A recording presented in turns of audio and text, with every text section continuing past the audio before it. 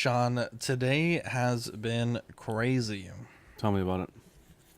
I almost feel like I'm in Lone Survivor or something. Like, we have a 5-man team, and then Marco got kind of called out for work, bless his heart, and then Ben got called out for work, bless his heart. So we're down 2 men. We had these 2 sweet angels step up, Usby and Brenton. And, 2 minutes before the show, Dean had, he's been having some crazy internet issues. I don't understand what is going on. Bought him, a new Wi-Fi thing for his motherboard. It, worked for, a minute and then stopped working. I don't know. But we're running with, we always have a rule here, John, next man up. And we're running with the next man up. So we're gonna rock out with our cocks out, with our socks out, baby. I don't know about that. Okay. I mean, I didn't know that was part of the show, but I'll take my pants off. That's not a Canadian thing. Yeah, just don't stand up, baby. Jesus Christ. It's a kickstand. Are you an angel? What? An angel. I heard the deep space pilots talk about them. They're the most beautiful creatures in the universe.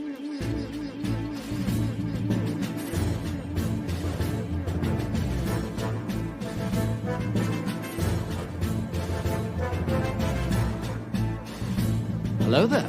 We are tonight's entertainment. We would be honored if you would join us. He's got a billion toys. You brought in the doll collection. These are not dolls, Jim. These are commodities. Same as gold or oil. 5, 4, 3, 2, 1, 0. You are now listening to the Collecting Weekly podcast. Should we lock in the artillery power? This is the true form of floor gang right here. Very nice. YouTube.com/collecting weekly. Thank you very much. That's very cool. Big. Hey guys, my name is Zach. I'm John. Oh, he's back. Double up. I'm Sean. Jesus Christ. Brent. Let's fuck Brenton. Can you say that any less? Start it over. Go. Holy Jesus, Brenton. I told Dean, you everyone messes it up the first time. I think your mic may not possibly be connected, but I selected it, but if it's not, I don't know what to tell you. Okay, it's gonna be one of those days. Hey guys, my name is Zach. I'm Dean. I'm John. I'm Sean. I'm Brenton. There you go, Brenton. Welcome to this week's episode of Collecting Weekly. It's a weekly podcast where my friends and I talk about the things that matter the most to us this week in collecting.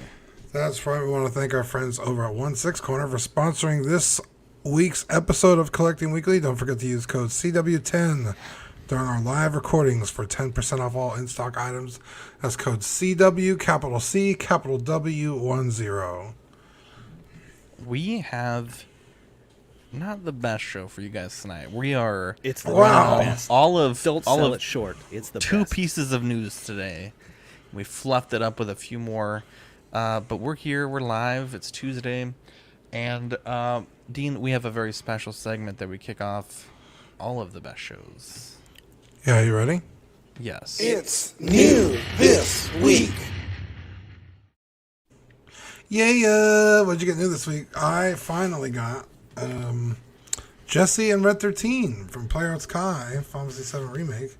I got them for my Christmas gift from my sweet sister. And they came from Omiyami. I got them cheaper than their used price. They're on sale right now for $80. It's like 83. Mm-hmm. Shipping was kind of not great, but I still saved like $160 or something like that. So not too shabby. So yeah, I love them. They're great. Red 13 is a little. You really got to futz him. He's got a lot of articulating joints that I don't think really need to be articulated. And then Jesse, what a fucking sweetheart. Jesse Raspberry. That's her last name. She's a fucking. That's the name of the store. Ami. Ami, yeah. AMI. What was the occasion? You said there was a gift from your sister? Yeah, for Christmas. I was Hanukkah, like, maybe? Wow. Okay. Oh, you good Fucking guy. 8 crazy nights. Okay, I don't need it coming from Brenton either. Jesus Christ, Brenton. Oh, Brenton's punching above his weight today. These are cool. I like the emo tiger. He's pretty cool. Yeah, I can't really argue with you there. Emo tiger. I had a good week. I had a very good week. Now, Chris Letty and Brian Fontaine, two of the most stand-up collectors I've ever met. I was talking to Letty. I want to see it was after a show, or I don't remember what exactly it came up, but he was like, yeah, Brian's been opening up a lot of Pokemon packs, right? Now, the thing with opening up Pokemon cards is you might open up like 1,000 cards, but really like maybe like only 15 of those are like worth any amount of money. Right. Very, you get a lot of like kind of bulk is what I call them, bulk cards. I am not able to afford opening up 1,000 cards, but I have a kid that thinks I can, and she just loves any of the cards. They don't have to be shiny. They don't have to be expensive. She just loves to collect them. She likes the numbers. She likes to try to read. She even likes the energy cards, which a lot of people just throw those away. And so I messaged Brian, well, and Chris as well, mostly to ask about Brian, because I didn't want to just blow up his inbox. But I was like, hey, Brian, like, what do you do with, like, your bulk cards? Like, can I buy a box of bulk? My kid would love it. And he's like, you know what? Just give me your address. I'll be happy to send you some. What a guy. Saturday on OxCon, I get home, and there's a package from Chris and a package from Brian. And inside were some amazing cards, some packs, some of the holographic cards, like, there might be like $1 holo card, like, there's not any like crazy cards, but Vivi just was over the moon, right? Like, she was so appreciative, she was so happy.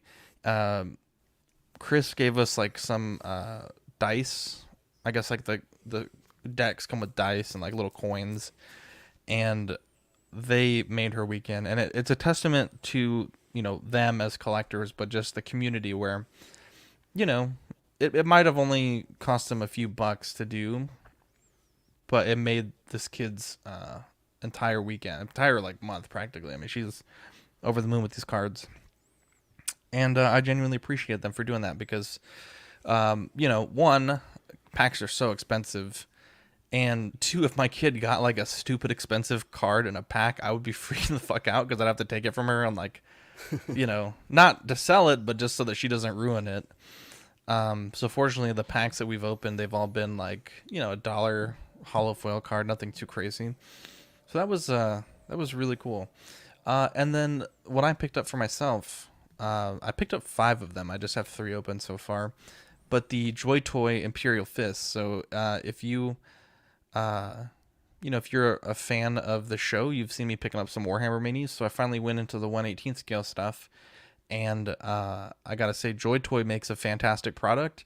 There's things I really like about these and things that I think are just okay. But I think overall, for the price, I think you're getting a really solid figure. The paint apps are pretty good. The articulation is really solid. And I think the McFarlane 7-inch scale or 8-inch scale were really good figures, but these are much, much better. And you get different hands, different weapon options, different, all kinds of different options. So these are really neat, and I got quite a few more coming, and some of the bigger versions of the characters coming as well. So I'm really excited about that. And yeah, that was my new this week. Let's check in with the chat quickly before we get to the news. We got Toy Mafia, Tukatri, Ninja Squirrel, Vintage Rebellion. We also have Brenton, Danny Lee. Boy, Danny is a real one. We got to meet Danny this weekend, and that was fantastic. Fact Checker, David Jones, KJ Smith, Equan, Dr. Quan, Pablo Meza, Thor Gaming, Philip the Fool. We also got to meet Philip this weekend at OxCon. Got to share some memories with him, and it was really fun. Bro, I forgot to tell the story how I got him at the Rudy's barbecue. It was so good. Wow, what did you say? Oh, we got Erwin in the chat also. I'm gonna let you get that giggle out. Dude, Fact Checker, Tukatri, SpongeBob SquareBalls, Brenton again. Look at this. Who else we got here? Fact Checker. Can we move on to the Hot Toys bashing? Looking forward to it. Wow. Equan, I can think of something of mine I call my Joy Toy. Erwin says mine arrived too. Went the Ultramarines. Congrats on the Joy Toy 40K. And Philip says the pleasure was all mine. You guys made me feel so welcome. I had a great time meeting all of you. Dean, how did you get Philip this weekend? Well, you had been saying that the barbecue sauce is really hard to get out, and you had made a joke, and I guess he wasn't paying attention to what you were doing. So when he got it, he was trying to get the barbecue sauce out, and I was like, "No, you got to twist it." I saw that. He started doing it, and I was like, "Bro, I'm just fucking with you." And he was like, "Oh my god, you got me." But like nobody was looking our direction, so it was like just between me and him. It was so fucking funny. I felt bad. He was a good sport. He was a good sport. He is a good sport in the chat. He's a good sport in person. What a guy. And reminding you guys, tonight we're doing the hot seat. So last weekend, it was all positive. Or last week, rather. This week, if you give me an answer I don't like, as judge, jury, and executioner, I'm going to give you a negative point. Wow. Keep that in mind. And we're starting the news off with the Hot Toys R5D4 Pit Droid and BD7216 scale figure collectible set by Hot Toys.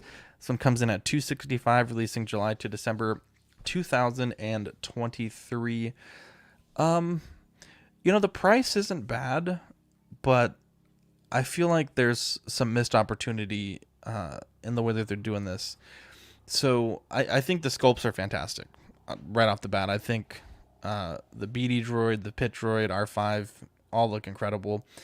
But I really would like for them to have given us an option for a 3 Pit droid pack at a much cheaper price point. Because whenever you see them in Episode 1, whenever you see them in Book of Boba Fett and the Mando, they're always kind of running like in a little bit of a pack. And even here, there's the white rimmed one, the black, and the reddish brown. I would have loved to have seen a pack that comes with all 3. I think that would have been really cool. Especially since they show 3 that are unique and different in their own right. Yeah, exactly. In the damn photos. It's like, charge an extra, I don't know, $50 and put 2 more droids in there. Yeah. Certainly not a lot of plastic for the money, though. R5D4, biggest of the bunch. I don't know. Like, the price is both not bad and also not great. I feel like this would be like a $220, easily a few years ago. And a lot of people on the internet were complaining that I saw in the groups. They wanted R5D4 to have that holographic effect on the steel at the top of the dome. And I was ready to join the ranks there. But if you look at the show, I guess at this point he's lost those from A New Hope. So kind of interesting to see there. But yeah, I'm curious what you guys think about this. Like, I don't hate it. I don't love it. But I also just wish they gave us a 3-pack of Pit droids. Yeah, like you said, the price is fine. It's neither great nor terrible. I love R5D4. A great nod to the original films. And deep cut if you're a fan of Skippy the Jedi droid. I don't know how many of you guys know who Skippy is.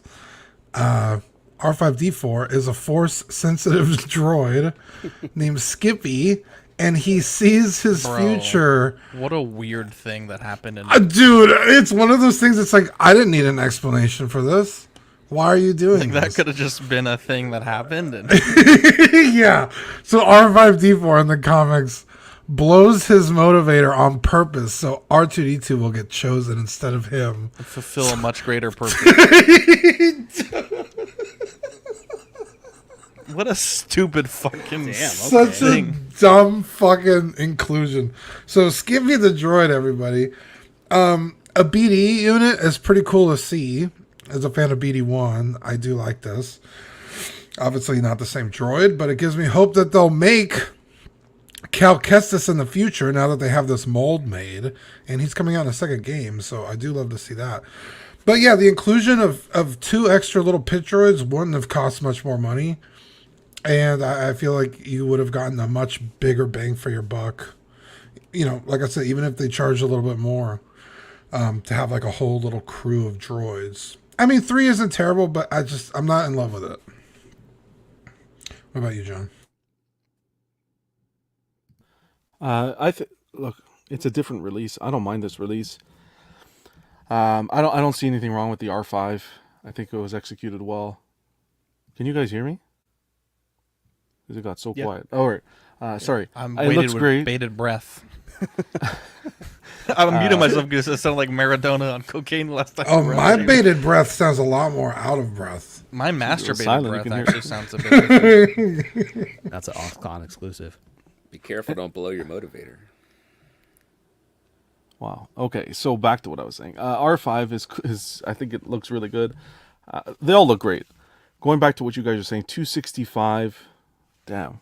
I almost would have liked to see the R5 sold separately, and then give us the 3 pit droids and the BD unit as one pack. You could have purchased them that way and sold the R5 completely separately. For what? 230, 240? Maybe that's high hopes. Probably. But I think that would have been better business-wise, just because now we have an R5, 1 pit droid, and a BD unit. What are we going to do with 1 pit droid?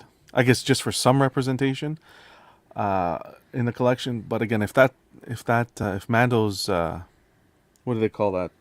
It slipped my mind now. That jet that he has. The Razor Crest or the new one. The Boost Starfighter. The Starfighter.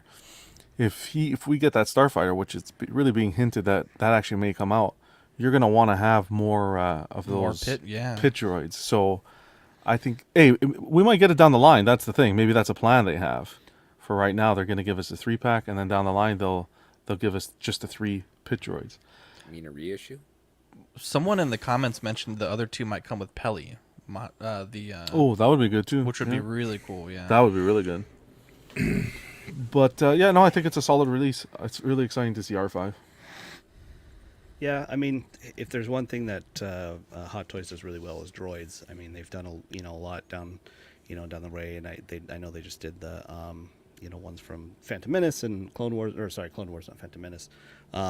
And R2s that they've done has always been really good. So I'm glad that they're doing it. I agree that I wish there was more than 1 pit droid, because if there's any kind of droid that you want more than one of, it would be the pit droid. For one that's small, you can display a few of them and all that. So I definitely smell a 2-pack coming down the road or something else. But yeah, I mean, just like Dean said, now that they have a BD mold, we're one step closer to a Cal, and that's all I really care about. So hell yeah, baby.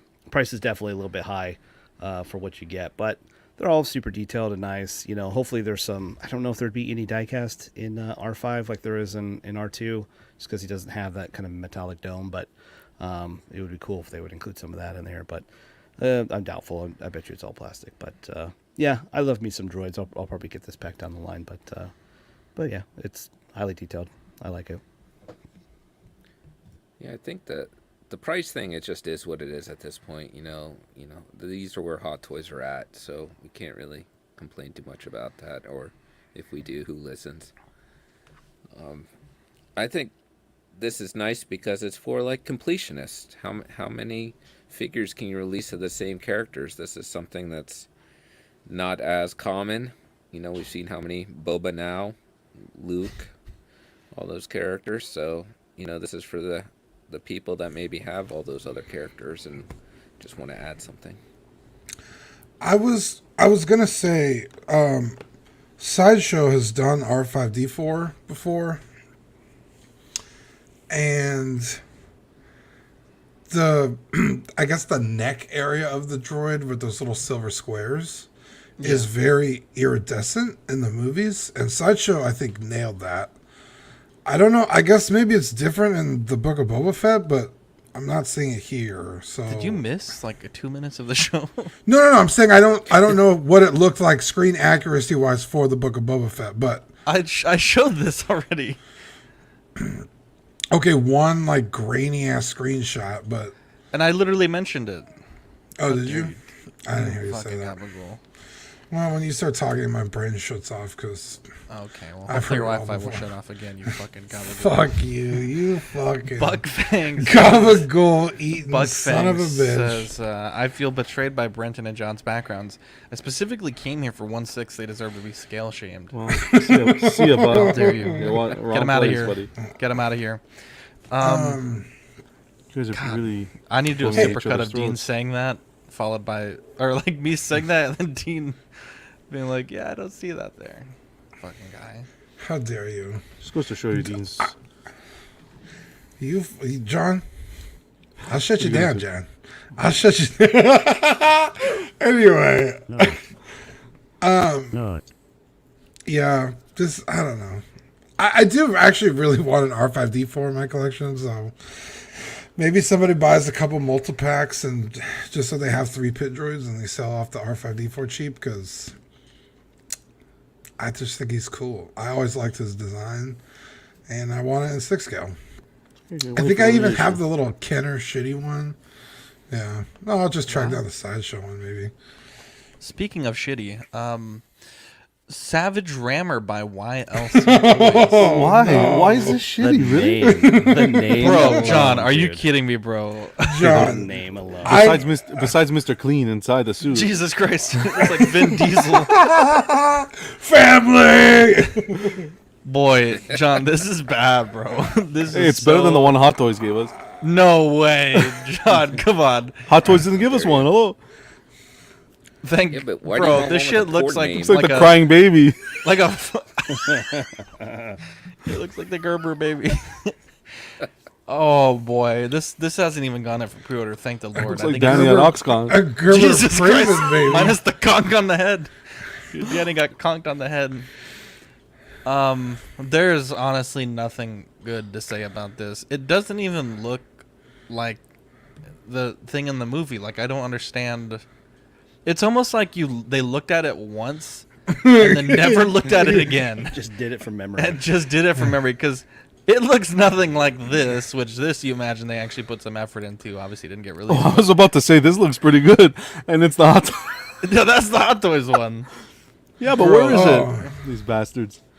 This shit looks like those shitty Transformers that like you get for like $10 at the store, but they don't transform. I mean, it just nothing looks good about this. We have Rhino at home. Rhino at home. Bro, this is the second worst thing ever to happen to rhinos. Oh my god! Yeah, that's not true. Holy shit! Zach, you can't say stuff like that. You're gonna make that demonetization button stop working for real. Yeah, for real. Bro, John stressed me out. I was like, fuck, my jokes have gone too far. Oh shit. Yeah, this is this is real rough. It looks like one of those toys that you kind of and then it just kind of walks like real shitty on the floor. Yeah. Oh boy, this is bad. This is yeah, also the proportions make zero sense with this guy in there. It's like, okay, where are his arms and legs then? Like, it's just like this awkwardly placed bust. I don't know, it looks... Nothing about this was redeemable. Bro, this looks like how I'm built, actually, to be honest. Short, stubby legs, big old belly. Yeah, this is bad, bro. This is bad. And guns attached to your hands. I didn't think it was that bad. Yeah. Jesus, John. That's crazy, because John's really critical on most things. Well, I don't really remember. He's like, it's not that bad. I don't really remember what it looks like in the film, to be honest, because it was like 10 seconds. But I do know Hot Toys put their teaser up, so you'd think. Yeah, they actually had quite a few photos of you know, kind of what they were gonna do. This one looks good, but you'd think that Hot Toys didn't put it up. These guys are gonna focus and get their shit together, but hopefully opportunity. Yeah, it's missed like opportunity. Yeah. None of the shoulders and the chest bits are there. It's just like knees aren't even the right. The photo shape. on the top right is hilarious. There, where he's screaming with the And that's supposed to be Paul Giamatti too, dude. That's no. What? That looks more like fuck. Who's the guy that plays Kingpin? Jesus, D'Onofrio. Vincent D'Onofrio. Yeah, dude, it looks like him, fucking Private Pile, dude. Equan says they're only making 999 of these, so for the 7 people that buy them, I apologize, but boy, this It'd be interesting to see if we get the actual licensed one. I wouldn't mind. I think it looks great. I mean, Tell the wife they're Savage Rammers. They're reissuing Andrew Garfield. Mm-hmm. This company's making this out of nowhere. Maybe there's some rumor down the pipeline that Hot Toys is going to make it after all. And so they're like, hey, let's get ahead of it. let's trick people into buying ours first. So maybe we will see something like that because we've seen wilder shit. I don't think I could see wilder than this, bro. Has this company made anything before? I don't know if I've ever heard of this company before. I've never heard of 4LL Toys? You've never heard of them? Oh, 4LL Dash. I thought it was 4LC. Okay. Oh, maybe it is. Maybe, I don't know. That's a 4? Jesus Christ. Could be a Y. Who knows? I thought it was an H. Well, the C's not attached to the other L. Or I don't know. Oh, actually, yeah. 4LL. Yeah. 4LL hyphen. This is the worst thing I've ever seen this year. I'll be completely honest. We can't even get the company name right. Somehow this bails out the Homelander. Bro, this might be the worst thing I've ever seen. Like, in terms of likeness of whatever it's trying to represent, this is pretty bad. I thought that was I can't think of anything that tops it. Wow! How dare you? Oh my lord! How dare you? Anyways, I think we've taken the piss out of this enough. In art, supposedly, I think this weekend coming up at their long time no soiree event, they're going to be showing us the prototype of Aragorn. Now, already, #Swordgate popping up because people want both swords to be included. But I think in this case, it makes sense to give us just the Fellowship Sword and not the Return of the King Sword as well. I think that makes a lot of sense. Different outfit, different gear, different movie. Like, I would like to get both swords with the release, but I can also understand the logic of only giving one.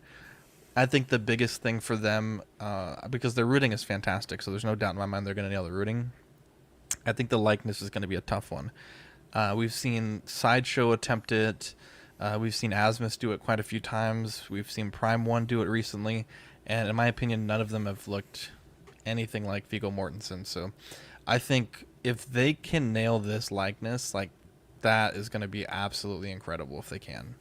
And then, of course, what pricing it's going to come out at. It's going to be very interesting to see. So I think by this weekend, we should have lots of news because we're going to be getting the final product, I believe, from Joker and Gandalf. And I think they were also going to show the final product from Pennywise. And then we're going to see the next few prototypes for their 1/6 scale line. So interested to see how this turns out. Yeah. I'm cautiously optimistic. Viggo has a very specific face. I've never seen anyone get it right. Literally anyone. I was never even particularly convinced by the Prime 1. So I'm very excited to see how this turns out, but yeah, I'm with you. Cautiously optimistic. Well, cool. I'll take it. Yeah. Spice it up, boys. Spice it up. I'm not giving a fucking eulogy, boys. Jesus Christ. I'm super stoked for this, dude. The Rings of Power has definitely reignited my fandom in Lord of the Rings. I mean, not that it ever really went away, but I'm like much more into it, recently, having watched it again. So I'm super duper stoked for this. I agree with you guys that the offerings we had for Viggo have not been the best. Some of them have been almost there, but none of them have really captured it. Not perfectly, but up to the standards, I guess, that we would be significantly happy with. So I'm hoping that InArt does it. I mean, they've done it with everything they've showed so far.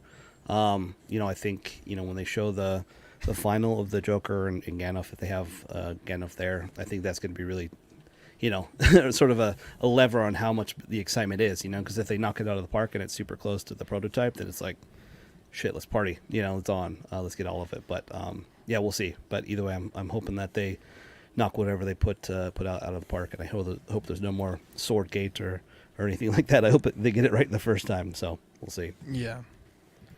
Buck says this looks like a job for 4LC Toys, and InArt should outsource the likeness to them. How dare you, Buck? Do you think? Do you think that if that Joker does come out the way the prototype was shown, that we'll see a dip in the existing Hot Toys Ledger figures? The prices? Prices, yeah. Yeah, I think demand is going to go down. I think price will go down as well. I would say also supply will go up quite a bit.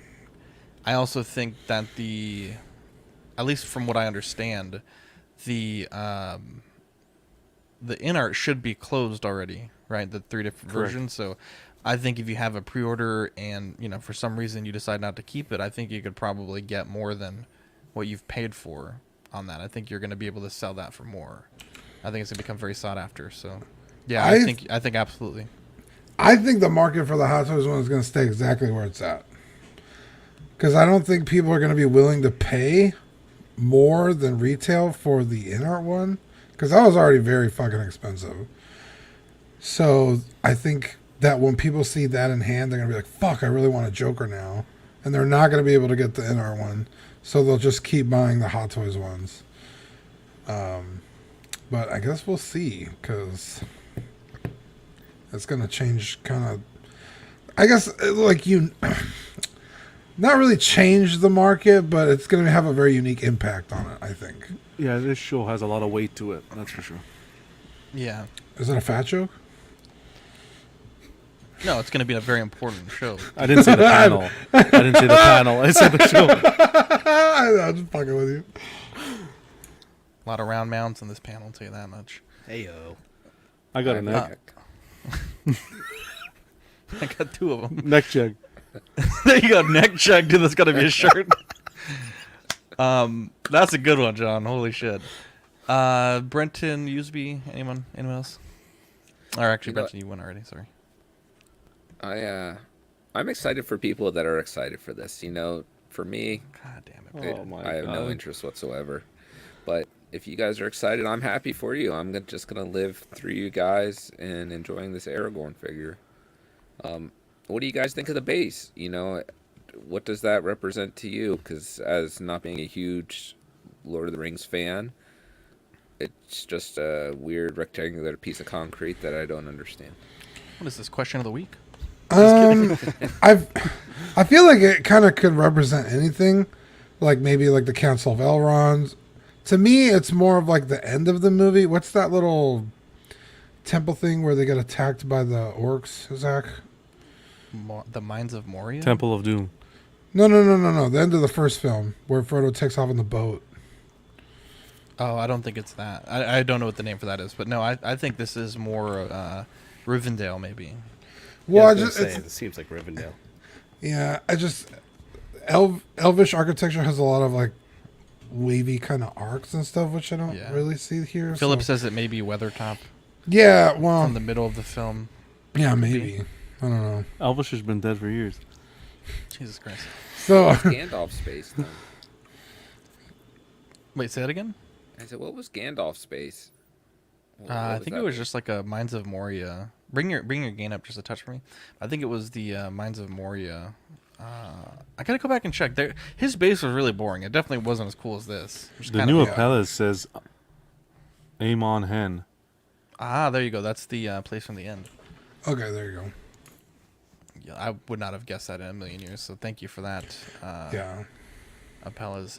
So that's gonna be very cool. Now this Ben Thomas couldn't make it today, but in his honor, we have the Exo-6 Chakotay from Star Trek Voyager. Chakotay. 175. The pre-order window for this closes October 25th with a release of Q1 2023.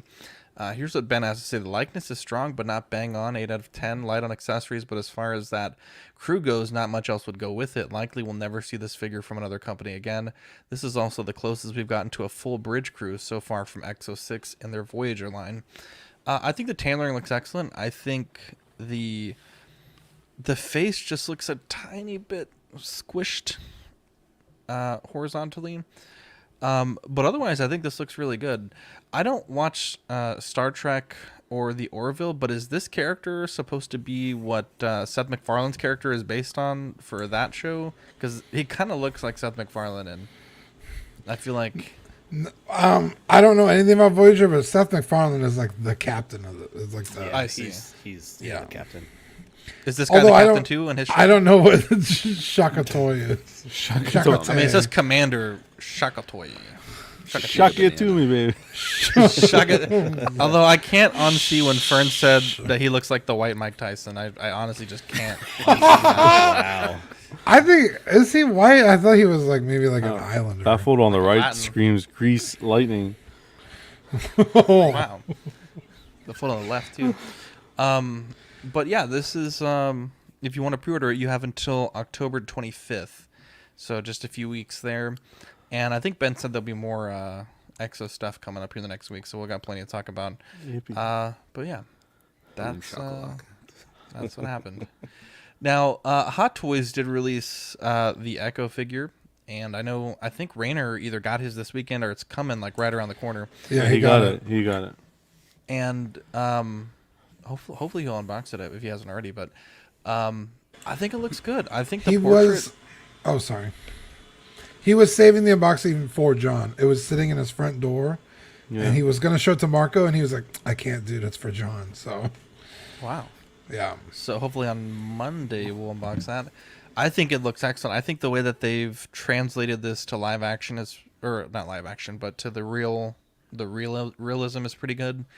I just think it's so interesting with this figure that it comes with so much stuff that we've never seen. And not that that's a bad thing by any means, but I think for season 2 of Bad Batch, if they continue with, because they do look quite different, I think it's gonna be interesting what some of these to see what some of these items do. Well, I was gonna say even the Black Series came with like an arm we've never seen before in the show. So yeah, it did. Yeah.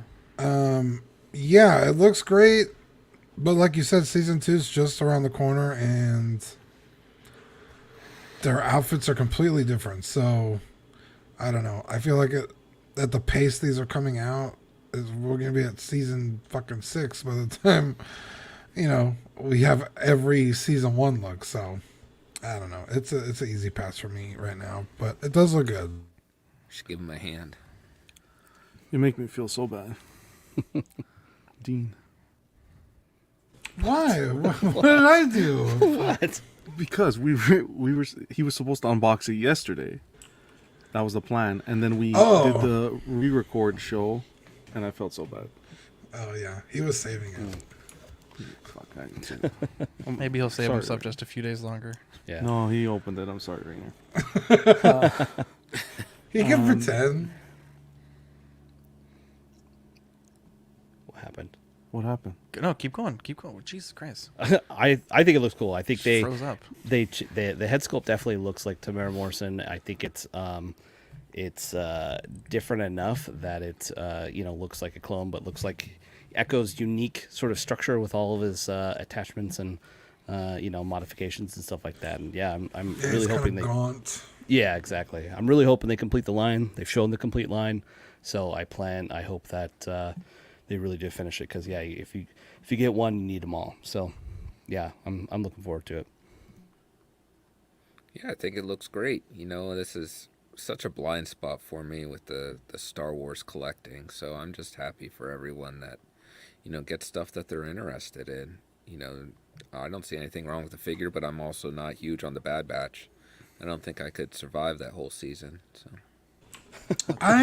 the season wasn't strong to begin with, but I don't see what other accessories it could have come with, and the fact that they gave us stuff that it didn't have in the show is kind of like, oh shit, okay, well I guess. So I don't hate it.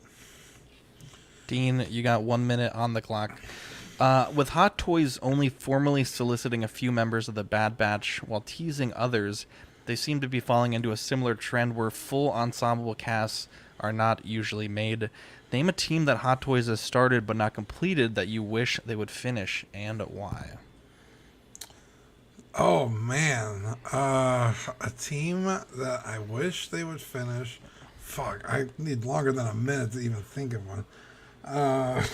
Shit, you're gonna take points away from me. Oh, I'm right there, baby. Because I was gonna say Justice League, but they did finish Justice League. With the, I don't know, dude. You're gonna have to take points away. I can't think that fast on the spot like that. Yeah. All right, minus a steal point points? for Dean. Sure. If No, the panel member I'm wants- kidding. I'm kidding. Just No. kidding. Jesus Christ, we're gonna start a civil war. Yeah. All right. Well, I guess let's open it up then. Anyone have a team in mind that they, they've solicited a member or two, or they've put some up for pre-order, but they've yet to complete them? One that comes to mind is like Guardians of the Galaxy Volume 2. I know Drax is very similar to Volume 1, so they haven't done that. They haven't given us a Mantis. It'd be nice to have a Kurt Russell Ego figure as well, but Damn it, something Jason, along those you're lines. right. Sucker Punch, a team of Sucker 3 Punch. pit droids. 3 pit droids. The only one I can think of is the Avengers team in the white suit when they're going into whatever the team cyberspace. suit, yeah. The team they suit. solicited Tony, Black and I Widow think they showed and- Cap, and I think they showed all the rest of them, but they never put them up. Yeah. The other one that comes to mind, it's not necessarily a team, but it's ESB Han and Chewie and all that stuff, because they haven't given us Empire Han Solo, and that's definitely part of that ensemble. So yeah. Or a fucking C-3PO. God damn it! Yeah, I could there have you go, gotten this. C-3PO. I could have gotten this. Fuck. Yeah, I hate to see it, but we'll keep you on your toes, boys. We got a few more questions to go. Let's circle back here to our slides, and we will talk about the Black Widow by Hot Toys. Blogger picks her up. I'll be completely honest, boy, this is not my favorite thing ever. I don't think it really looks like the prototype. And I'll be completely honest, if this portrait was on just like a normal outfit, I don't know that I would, pick this out right away as Scarlett Johansson. It just looks a bit weird. And just the way that the hair lays, just kind of floating in space, like I don't think that looks particularly good. I would say the proto I think looked better, but that's really not saying much because I don't think it looked particularly good to begin with. I think they lost a few things on this one for me. What do you guys think? Yeah, I'm actually super disappointed because I got rid of my Avengers 1 Black Widow in preparation for this one. Because I was like, oh, I just need like a definitive one, and this one had like the cooler outfit. And I'm super disappointed. She's got like a toe head in this one. It's real like wide. Like why is... Maybe it's the hair that makes it look wider, but it just looks like a cosplayer. It doesn't even look like Scarlett Johansson. Like, I don't know. It's not good at all. I think just in terms of like the figure itself is fine, but especially for me, when I'm getting it specifically to represent Black Widow, it's a non-starter. Like I'm not buying this. So I'm pretty disappointed, and now I need to find another fucking Black Widow. So, what?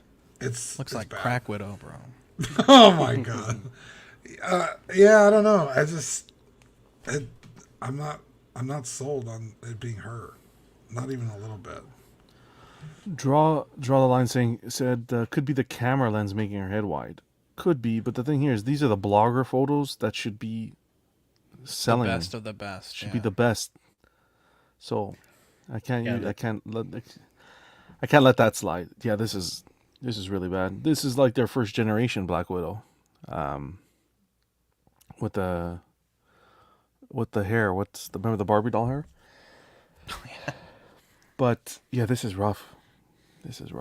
Are people, in all honesty, are there people out there still looking for a Black Widow? Yeah, Dean. Yeah. Literally. Got him. I sold my Avengers 1 with the Barbie doll hair, which is actually a pretty great figure. It's just the suit I could tell was just another month away from flaking into oblivion. Mm-hmm. So I was like, let me sell this one and I'll get a more definitive version. Because she had like the SHIELD logo on her shoulder anyway. So this one was kind of blank from all that. So I was like, I want a better Black Widow, but it ain't this. Yeah.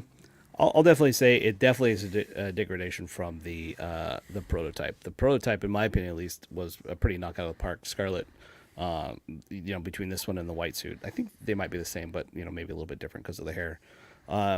But yeah, the prototype definitely went down, and I agree. It does look wide. We'll have to see. For me personally, just taking photos and stuff like that, it could be especially the straight on one of her face. It could be the lens that's making it look wide, because in the left hand it looks a little bit smaller, not much, but a little bit smaller on the one on the left hand side when it's not straight down the barrel. So yeah, we'll see. I mean, I think the figure, like the suit and the proportions of it and all that stuff, I think it looks good. I mean, I can't see her dumper on the other side, but I think everything else looks in proportion. Jesus, a dumper, Her pooter. Dumper, baby. But I mean, I think Cleveland. I think it looks good. I mean, the head sculpt definitely went down from the prototype. So I'll wait to see, that when the early reviews come in to see exactly how wide it is, because based on these pictures, it definitely looks like a little bit of a bobblehead. But we'll see. I have the other Black Widow figures, not anywhere close to me, but I have them, and they've kind of got a little bit better every time. So we'll see how this one turns out in hand. But yeah. We won't see, because it's not going to be better. This is from what, Endgame? Or the I movie think this Black is from Widow? The solo film. The solo film, right? Yeah, pack it up already. Well, yeah, I mean, it's disappointing that the portrait isn't there. And who knows, maybe they just rushed it to get done with this movie, move on, get the figures out, and just, move on to the next thing, like I said. And I Is think that okay, just, though? I don't think that's okay at all. No, it's for the not price okay, that we're paying, and right, that's a weird. I would hope that's not the case. That would be awful. But it wouldn't surprise me either if they're like, we're still 40 Star Wars figures behind. Let's just, clear out some of this Marvel stuff that's over and done. This bitch has been dead for like 3 years. We can fucking move on. We're gonna make more Iron Man. Yeah, but then you have to the people that are purchasing the people that are purchasing this figure half-assed the way it is, then do we blame them for Hot Toys keeping on going with these bad business practices? It's tough because if they cancel, they may lose a deposit. If they keep it, they're getting a subpar figure when they were promised, I would say very clearly, a better prototype.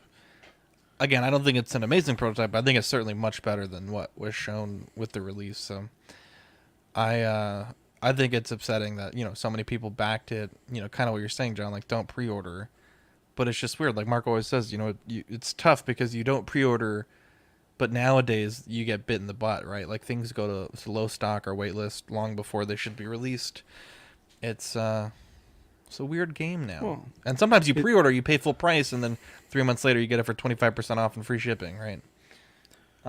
So it is tough. It is tough. This was really neat. Iconic Studios released their first figure today. This was in collaboration with TB League for the body, their Ryu. I'm going to pull up their video, and for the love of God, please don't copyright claim me.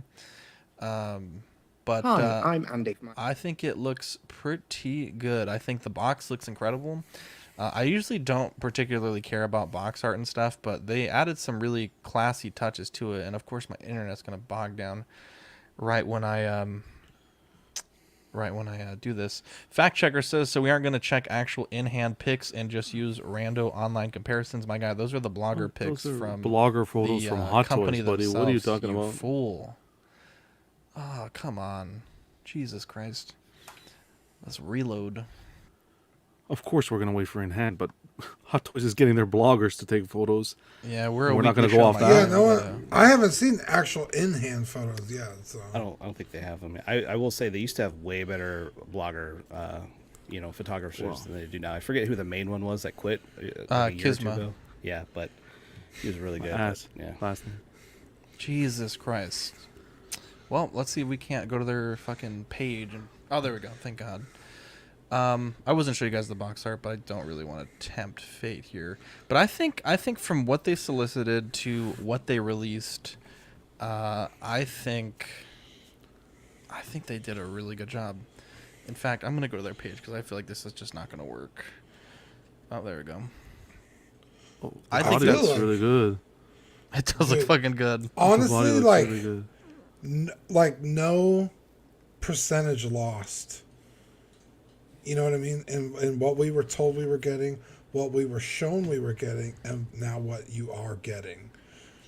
Dude, I almost messaged Andrew today to ask him that very question. Like, if you could quantify kind of the quality, But Dean, I think you're absolutely right. Yeah. It looks, and of course I will say this.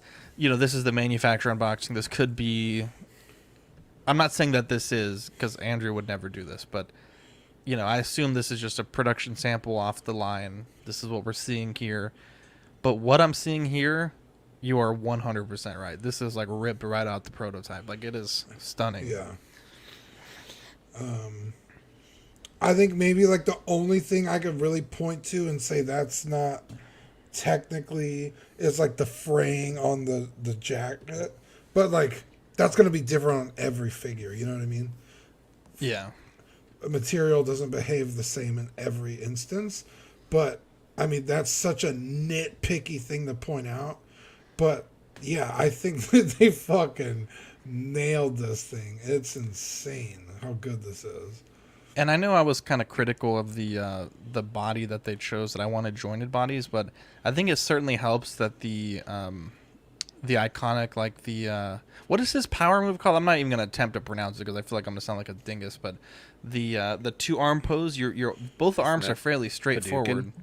Thank you. They're both fairly straightforward, so I think longevity wise, I think you'd do pretty well long term. Yeah, maybe I would worry about the shoulder, but or the shoulder blade, not really up here, but in the back.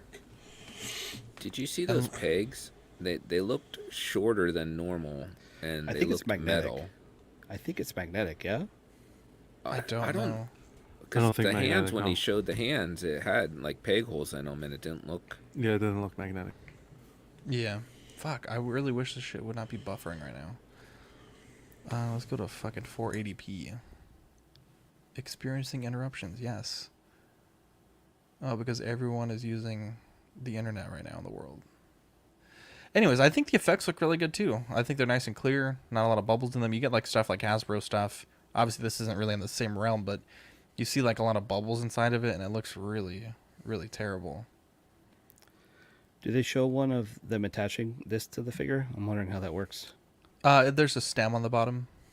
Oh, okay. Apparently says if you go to 360p, you get no interruptions. So let's try that.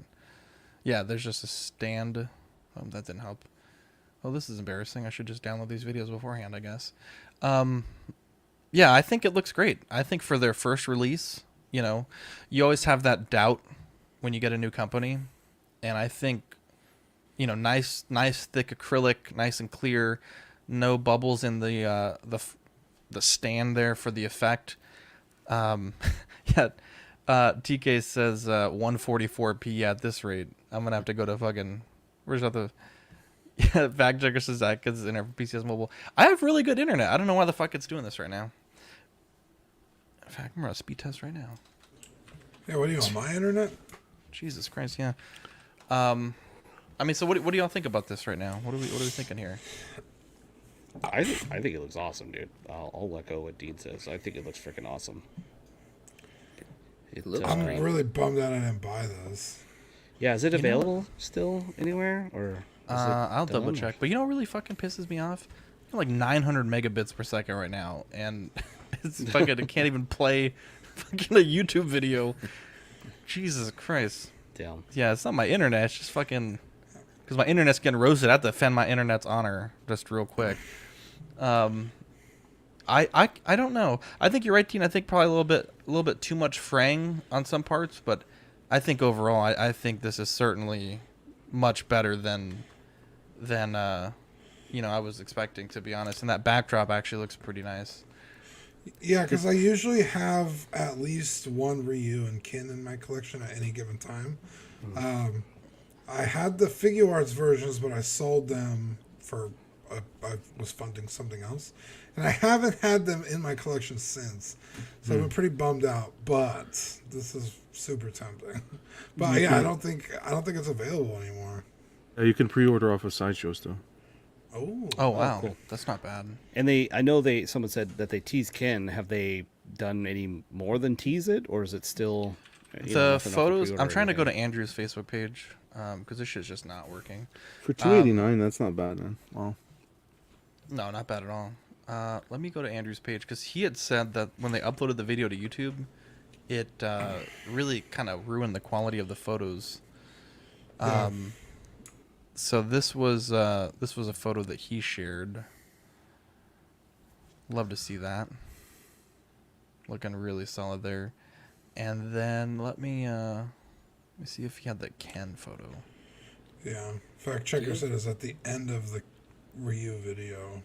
Yeah, Do you I'll have go any back if I need hesitancy to. on that body? Or is that just we've I been think conditioned? I think the standard Fison hesitancy, but I know he said he's tested it, but and I love Andrew, and this is nothing against Andrew, but I have zero faith in a Fison being in a pose for any. Don't they? Yeah, I think if you mess around with the figure, take some photos, and then leave it in like a relatively neutral pose, you should be okay. All my Fisons that I have my Leonidas on one, my Jill Valentine. She's fine. So, and those are. I don't really do anything too crazy with those. And didn't they also say that they'll warranty the body or something like that? I forget what it was, but yeah, that wasn't one of the things that. I think they said if you had an issue, you could reach out to them, but I don't know if it's like a 6 month, 1 year, 30-day. Like, I don't know the qualifier, but the Ken photos, they just they're kind of like a teaser. They're not really like showing the actual figure outside of more than just this. Iconic designed this body specifically for this, right? Correct. Yeah, it's a custom. It's not an off the rack body. Yeah. They said that they tried to do some, but they weren't able to get the proper build with something off the shelf. Yeah, that gi does look really red. They said that kind of killed the quality. But look at this backdrop. Typically, the 1/6 scale backdrops, I don't particularly like them, but this looks pretty decent, honestly. It's really big. They're normally not that large. Yeah, no, this is really good. I would say as their first release, big fan of what we got there. I would John, I'd like to pick one up just to test the body, to be honest. Yeah. I wonder if they would send us one for that purpose. Oh boy. A minute on the clock. Let's see if this fucking minute we'll have to count to 60 in our head. John, with Iconic Studios releasing its first figure, Ryu, this week, with what they've shown us so far and the kind of licenses that they've picked up, what figures would you like to see them tackle next? Ooh.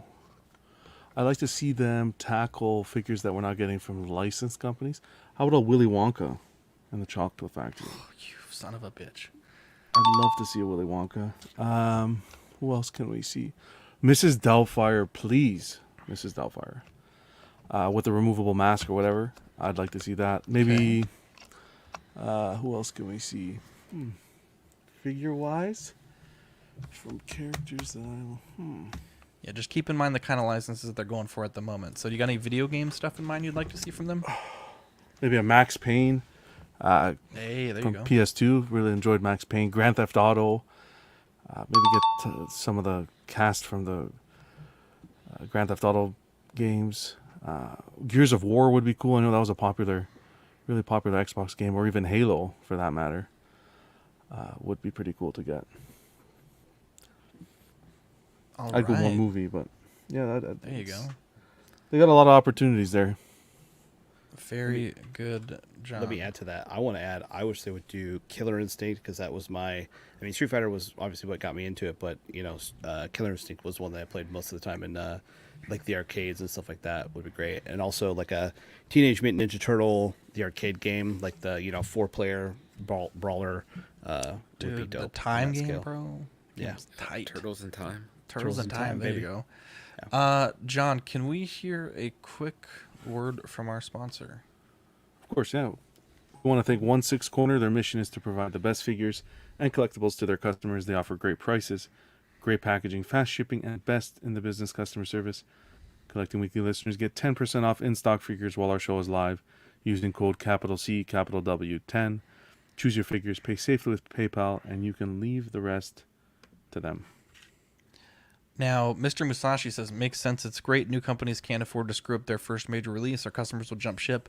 I'm pumped for the next release. Hopefully, InArt follows this formula. You should have Andy on again to see if his proto body is still fine. I remember he tested the body for months in extreme poses, and it was fine. Paul says, I don't think it translates well to a 1/6 scale figure. Not dynamic enough. Let's do this here. Hot Toys was awarded the Best Collectible Brand of the Year from Disney Consumer Products Hong Kong. It's a prestigious award of recognition for our exquisitely detailed figures and collectibles inspired by the fan favorite characters from Marvel, Star Wars, and Pixar.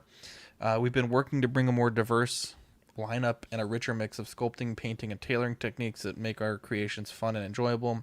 Stand by for more exciting news on our highly accurate and posable creations, such as the quarter scale, 6-scale figures, the Cos Baby, Cos Rider collections coming soon. We're excited to engage fans in ways that will extend storytelling through collectibles to create the truly unique pop culture experience. I think it's great that they won this award. I'll be honest, I don't know how many Hong Kong consumer products there are, so I don't know how hard fought this award is. But it is an award nonetheless, and I think they can take a lot of pride in what they've done. So yeah, anyone else have anything on that one? Feels like being the favorite uncle, but you're the only uncle. Only uncle, yeah. There you go. There you go, Brenton. I have a question for you though. Let me get. It's a pretty good answer, Brent. Brenton's on fire tonight. Let's see how many points Brenton earns. Brenton, Hot Toys just won this award for Best Collectible Brand of the Year by Disney Consumer Products Hong Kong for their work on Disney, Star Wars, and Marvel products. In 2023, what other studios, excluding DC, would you like to see Hot Toys involved in? Oh, so they need to tackle... So outside of DC, right? So it's still Marvel, Star Wars. Yeah, excluding those that we've already covered. All right, so let's tackle maybe some more WB properties. Let me think. I would like to see some more John Wick. There's another John Wick movie coming. Let's see another John Wick. I feel like Disney owns everything, so... You're not wrong. I'll give you a point for that. You're not wrong. I guess Sony. Well, I'm gonna cheat. Let's get Sony. Where's the Morbius figure? Where's the Venom? Craven. We got a Morbius figure. We have It's Morbius supposed and to be Venom. coming. That'd be curious to see if they can do anything with those other Sony Spider-Man properties. All right. Brenton, the seat was a bit hot today, wasn't it? And it was. When you eliminate sweat. When you eliminate Disney, man. and it's like everything. I know. I it's gave like him a point, anything but that's then I not took a Disney. point because you said Morbius and Venom. It's like, my God, they already made those figures. Brenton, you're a good sport. I got to thank Brenton and Usby coming in clutch today. Even we almost lost Dean right before the show, and that would have been disastrous. But in true Bane fashion, Dean rallied. Our topic for tonight, tricks or treats, figures that you purchased and you're like, damn, this really fucking sucks, or holy Jesus, I was not expecting it to be this good. I don't know that we really have any slides for you, so we're just gonna chat. Dean knows my trick figure. It's one we've talked about quite often on the show. Caustic Plastic Bounty Killer. I was so fucking stoked for this figure. I looked for months to finally find a seller that had one, purchased it, and just off the rip, one of the worst figures I've ever owned. The outfit didn't fit the body, and it's not like I bought a body to go with this. Like, it's sold as like a body with a portrait with an outfit. Like, it's all supposed to fit quite nicely together. Nothing fit. Like, it was just so much modification to even just get that thing in the outfit. The portrait didn't really look anything like Jamie Foxx, and when it was all said and done, I showed it to the group chat, and boy, it got roasted so bad that I just literally threw that figure away. It was like nothing I could have done would have redeemed it at all, and it just was like, okay, that was $200 down the drain. Like, no one's gonna buy this. It was like the buck stopped there, and yeah, it was. And I will say, Zach, it's not like we were wrong, because now that you have an actual good figure in hand, you can see how bad that one really was. Oh, I saw how bad that one really was without the new one in hand. Buck Fangs has decided to step in the 1/6 scale arena recently. I've been building a list of figures I want. I am in trouble. Hey, Buck Fangs, we're gonna have to get you on the show one of these. Yeah, Brenton says it's tough being on the spot. Yeah, I want to keep you guys on your toes. Keep you thinking. Keep your wits about you. Brent Nicoli says, "Jump in the pool, Brenton. Cool off." My treat figure, Sentinel Miles Morales. Now, it looked good from the pre-orders, right? But then I'm like looking at other Sentinel releases, like with their Iron Mans and other figures that they've done, and I'm just like, there's no way this is going to be good. Like, it just can't be as good as it's looking. And I remember we had gotten a deal where we got like 5 of them for the price of 3 with like some weird GameStop coupon that was supposed to be only for video games, but somehow figures were allowed to be counted. I didn't really understand it. But I was like, you know what? For $30 less, I'll give it a go. Pleasantly surprised. In fact, I think it's the only reason why I don't have the Hot Toys one currently. And it's an incredible figure. I think if you have the chance to get it, you should absolutely get it. I think it's posable, has a lot of good outfit options, and it's kept me from spending $300 on the Hot Toys version. Dean, I'm curious, what are some trick or treat figures that you have in your collection? Yeah, my trick figure is the Kits Concept 1. God, what scale is it? I think it's like 178 scale. VF1J. I have the VF1S, and it's a pretty good figure, but it had some issues. And with this release, they were like, oh, we fixed those issues. So I was like, okay, perfect. This is great. They made the figure even better. And Paul Schreiber sold me one at a really good deal. Like, fucking, I don't know. He made a really good deal for me. I couldn't say no. I was like, I'll take it. This is going to be amazing. And it is not. It is so, I've transformed it once, and then I was like, I'm just going to never touch this again because it is a mess. It will not hold, like, all the pegs. It's almost like they painted it, like there's too much paint on it, so the pegs won't fit properly and seat in the slots they're supposed to go into. It's also a different scale from the VF1S, so you can't have them next to each other in Battloid mode. It's just not good. It was such a bad figure, and I was really disappointed because I was looking forward to it so much, and that's why I really can't wait for the 3.0 versions, because they really don't fuck up their figures that bad. So yeah, that was my trick figure. That was like, damn, this fucking sucks. I feel bad because okay, Paul Schreiber says, I gave you a deal because of how disappointed I was. I was going to say, I think it was brand new in box, so like, it's not like Paul knew he was selling me a lemon, but apparently he did. You got bamboozled. I got bamboozled by Paul. It's okay. A good old-fashioned trick. Yeah, it's really not his fault. It's just, that's just the way the figure is, you know, and it like I said, going from the 1S to that one, where they're like, we fixed all the problems, and it's worse. It's the weirdest thing. And then a treat figure. And I knew this figure was going to be good, but I had no idea how good it was the Game Toys Cloud. It's like on a whole other level of figure owning experience. Like 100%. Even like my best Hot Toys does not even come close to how well done that figure is. The tailoring, the material, the accessories, the way they just work. I didn't get the one with the bike. I can imagine that one's even better, just because of, you know, you get the whole extra accessory.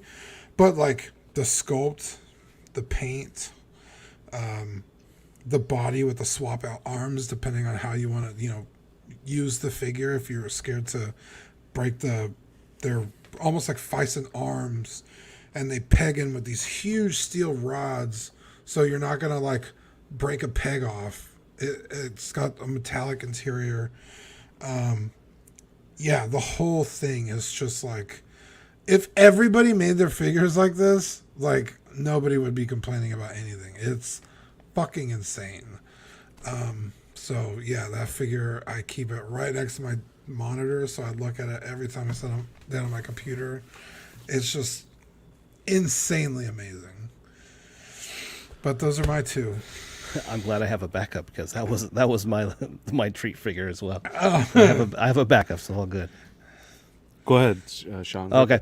Yeah, then I'll go. I'll start with my my trick figure. It is the Toys Works Saber Master, otherwise known as Mace Windu. I picked this one up for a relatively good deal. I think it was like $150 a while ago, a couple years ago, maybe a year and a half ago, because I needed Mace Windu in my, prequel era display. I'd heard from some people that it was pretty bad, but it was really kind of the only one out there besides the sideshow, the old school sideshow one. So I thought, screw it, I'll get it, and it'll look good in the pictures. Dude, this figure, not only is the skin tone between like the hands and the body and the head all don't match at all, but like his saber, the way they do the LED in there, it's like, actually pretty cool gimmick. It's like a little tiny battery that you put in there, and when you clamp the figure, the saber together, it lights up. There's no wires or no anything like that.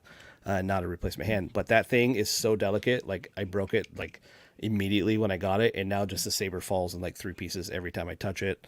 The body is super floppy, like brand new. The body's super floppy.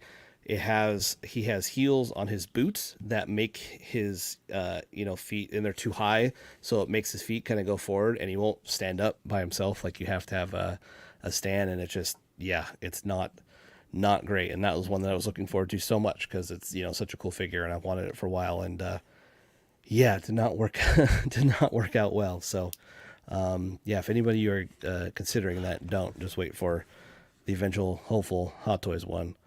And then my treat figure is my backup treat figure. I'll say is the 3-0 Hulkbuster.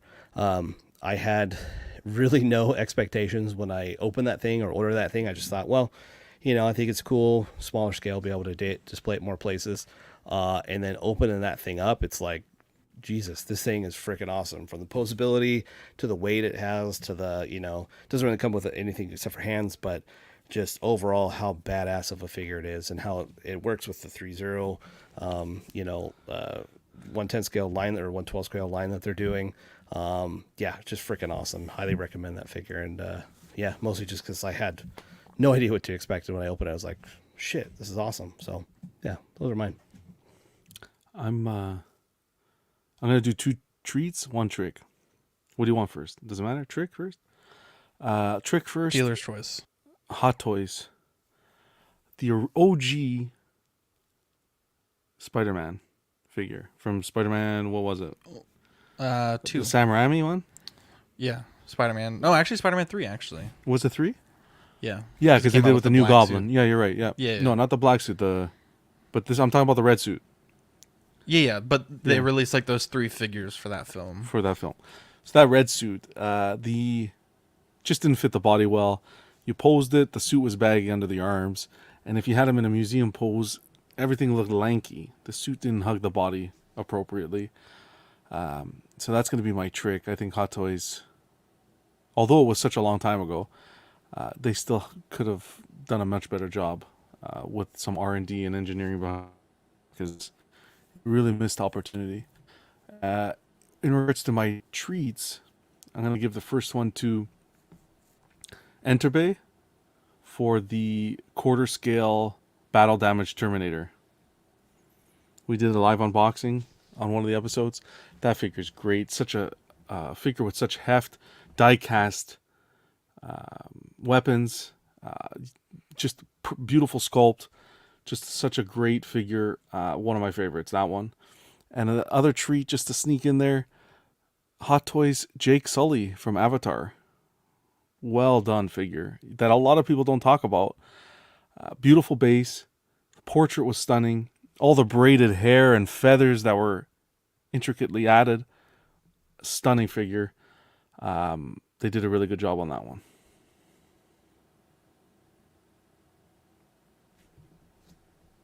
Brenton Palmer. So does that have to be 1/6? Or can it be any scale figure? Any scale. Mine was a 12th. Any Yeah, it could be any dog. scale, my guy. Oh, okay. All right. Sorry. We need the Sweet, prices right. sweet Dun, dun, rental. dun. I was trying. I just got that Marvel Legends Spider-Man Spinneret 2-pack, and I have to tell you, I feel like that was just a trick, a complete trick with this new cardboard boxes that are really just, they feel so cheap. Like the 2 figures came and they are just wrapped in tissue paper in this cardboard box. Bro, first off, beautiful statement, because I felt the exact same way, and a great way to lead me into my next question. But I'm going to let you finish what you got. What a guy, Brenton. So yeah, I just felt so tricked by that. I was like, this doesn't even feel like, it was so disappointing. I'm speechless. Of like, I opened this up and I was just holding it and I was like, this is the trashiest packaging I've ever seen. And then for my treat, I want to say the Mafex Infinity War Doctor Strange. I think that was definitely one of the most well-done figures this year, at least in a small scale. That thing was so impressive. It's pretty ingenious how they had the extra hands attached to the back, where it's you punch out a piece of the back and then you plug in part of it, and then the other piece magnetizes to that on the outside of the cape. And it's just really well done, and I am so impressed with that figure. Jason says, I really enjoy this segment. Always like to hear people's favorites and disappointments. Let's go here to Useby. Let's get Useby on the hot seat. 1 minute on the clock, Useby. Companies like Hasbro are starting to introduce plastic-free packaging for environmental reasons. Do you think this trend will ever come to 1/6 scale figures? Why or why not? And also, for a bonus point, how would it be implemented? No, I don't. I mean, I think that they are I mean, I know people are saying that Hot Toys is just like, Black Series, Marvel Legends, stuff like that, but I don't think they are produced at a high enough scale that that switch would make sense, especially because with the amount of accessories and kind of intricate stuff that they have to hold in place and shipping and all, across the world and stuff like that. I don't think that they would be able to or really want to. I mean, it's and due to the size of everything too, I think it would be hard to do cardboard packaging or anything like that. If there was some weird global thing and they had to implement it, I think that would be hard. I think they would just go to not zip ties, but those little twist ties maybe, or just something, some little chingaderas that would hold it in there. But I really don't see Hot Toys going there. It's so hard to hold something at that scale in that they would. So that's it. Do you think if I guess just for the panel also, I know foam, like the DX figures, is kind of a way that they could do that. If because I want to say the DXs that I've owned, I don't think they have plastic. It's been a while. But do you think that could be an option? I think it's a more premium experience, to be honest. 100%. Yeah. I think so. With that cardboard and the foam, I think that would definitely be a way to get, less plastic. Yeah, the foam is cool, except when you gotta move the figure anywhere, and the fucking suit just gets mangled up in the foam as you try to put it back where it goes. There's pros and cons definitely to the foam, but can we give Useby a bonus point? Earth, bro? No. Can we give Useby a bonus point for the chingadera comment? That was great. What's a chingadera? Just kidding. I like the word. Just like a thing, like the chingadera, the fucking thing. Like, go grab it. Like grab what? The chingadera. Yeah. My pee is the chingadera. Well, let's. I'm giving the bonus. So if point. I I like the last Cinco de Gerda, I would get a bonus point too. Wow. What the fuck? Wow. That made it seems racial. I don't know. Jonathan says it, and that's I don't know for sure, racial. but I think. I guess guacamole. You said Cinco and then made it up. David says, I like the foam. Do it, DX19.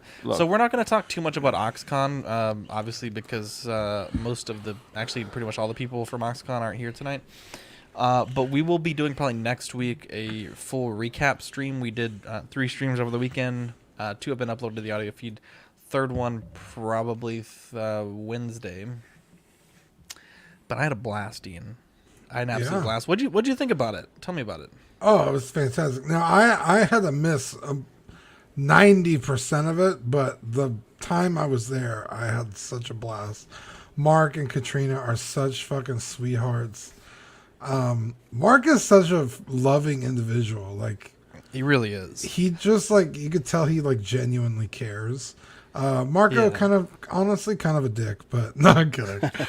Marco may be the single most polite human being I've ever. Bro, he's so put together. It's like, it trips me out. He made me feel bad about myself because I'm a fucking mess. You really are, bro. And Danny, of course, what a fucking sweet Danny Lee. Everything I thought they'd be in more. Also, it's weird. It's weird sitting next to them because it's like, oh fuck, like they're right here. Like you can touch them. Yeah, and also like Marco's like way bigger than he looks like on screen. I thought he was gonna be like this tiny little lanky individual, but he's like a full grown, like fully sized man. Definitely, it's crazy. What the fuck? No, it's not racial. Never mind. But yeah, it was so fun, dude. It was great getting to hang out with those guys. And oh, dude, eating was like, I was like, how are you guys still going? Even I'm getting full over here. I ate so much this weekend. Yeah. I literally have not been hungry like in 2 days. Like we ate like fucking Mark said it best, like hobbits, dude. We were eating like 2 or 3 suppers, 2 lunches, dude, 2 breakfasts. When I met up with them on Sunday, when I was finally free, they were like, "Oh, this is where we're gonna go for breakfast." I was like, "Okay, I can't make it, but I'll let you guys know when I'm free." And then they're like, "Okay, this is where we're gonna be for lunch," and I was like, "Okay, I might be able to meet you." So sure enough, I was free for lunch, and I went and met them. We were already planning on where to eat dinner, and our food hadn't even gotten to the table yet. And I was like, I don't know if I'm going to be hungry, but we could go. It was hilarious, dude. But see, for me, on that Saturday, I was in a wedding. I was a groomsman. So, that's like you're taking photos, you're greeting people, you're helping people find their seats. Like, being a groomsman, you're kind of all over the place. I was like, I'm not eating today until like we get to the reception, because if I have to take a shit, like getting in and out of a tux is annoying. No, send the fax to Cleveland. Getting in and out of a tux when you're fat is even worse. So I was like, I ain't putting shit in my body until the end of the fucking night. So by Sunday, I was starving, dude. I was so hungry, so I was ready. And even then, you guys had already fucking started hours before me, and I was like, how are you still going? By the time we got to the barbecue at night, dude, oof, that was a lot. That was such a fun day. We got to meet Philip the Fool, and I don't know if I do have a picture actually in the next slide, but it's funny. Marco kept saying like, dude, I got to send this fax to Cleveland. I'll be right back. And he kept saying that, and I'm like, bro, it's fucking vacation. Like, where the fuck are you getting a fax machine from? Like, who's in Cleveland? Just send an email. Yeah, exactly. Send an SMS text message, my guy. And he told me, and I'm like, bro, what is going on? And he's like, oh, that's what I say instead of taking a shit. I'm like, dude, I never heard him say that. So all weekend, we're like, I got to send a fax to Cleveland real quick. And I think it might be my favorite thing ever. I was afraid to send a fax to Cleveland while I was in a tuxedo, so I didn't eat anything. There's a picture of us with Joe Chutbeek's Corpus and Philip the Fool and Rainer, Marco, Danny, and Dean, and myself at Rudy's Country Store and the Worst Barbecue. It was delicious, bro. It's bussin'. And then fucking Dean Gabagool got the last baby back ribs. Oh, I felt bad. I don't know. I mean, it was the end of the night, but still. I just happened to be the first one to order, and they were like, these are the last ones. Although I'm a little disappointed because the guy was like, because I ordered a half pound of baby back ribs. And he was like, well, we don't have enough for a full half pound. Is that okay? And I was like, yeah, that's fine. Can you throw a little extra brisket? Like, because I had also ordered a half pound of brisket. Like, even it out, my guy. And he didn't do it. I was like, what the fuck? Rudy's, you're really rude. Time to say John on, bro. John, you need to call Rudy's and make sure that John's set straight. I have a get you fucking 2 pounds delivered, buddy. Dean's gonna wake up instead of a horse head in his bed. It's just a fucking pound of brisket. It's all greasy and shit. Yeah, I would just start eating it. No, Kevin would eat it before I woke up. Yeah, it was a magical weekend. We'll talk more about it on next week. We'll do a special bit of content for you guys. But it's just so trippy, you know. Like Mark made such an impression on our family. I mean, they all did. But when we dropped Mark off at the airport, Vivi literally started bawling, crying, and then I started crying too because it was emotional. Like, I mean, in a day and a half, like that's the kind of impression he made. Zach, you have emotion? I do. I'm like a T800. I'm a neural net processor, learning computer. I think Zach is so used to having me as a friend. When Mark showed up, he actually had like someone. I was like, this is really what a friend is supposed to be. I was like, I've seen Mark in person more times in the past 2 days. I've seen Dean in 4 years. Yeah, pretty much. And he's just the painting. He's just a gentle soul, man. Like Mark is such a sweet guy. Sweetheart. Also, we got to see Mark 10 out of 10 drunk, which was a life goal. Bro, Thursday night, he wasn't that drunk, but he was drunk lecturing us on Lord of the Rings. I was like, bro, this is peak Mark experience right now. And his sweet wife, Katrina, just put up with it all. Put up with it, yeah. Yeah, he was like, I'm sorry, I'm ranting. I was like, bro, I love this. Like, keep going, because it was fantastic, dude. It was legendary. But another big milestone happened. The channel turned 4 years old this weekend on Sunday, and I guess the YouTube channel. The YouTube channel turned 4 years old. I guess if you guys want to just go down and talk about some of your favorite streams, in the 4 years, I would say my favorites were the LSPDFR stuff that we used to do. That's exactly what I was gonna say, bro. Some of the funniest shit that has absolutely ever happened in my entire life. I also love the memes and stuff, like Oxair. Like, everyone always jokes I'm a shitty pilot, which probably isn't really much of a joke anymore, but.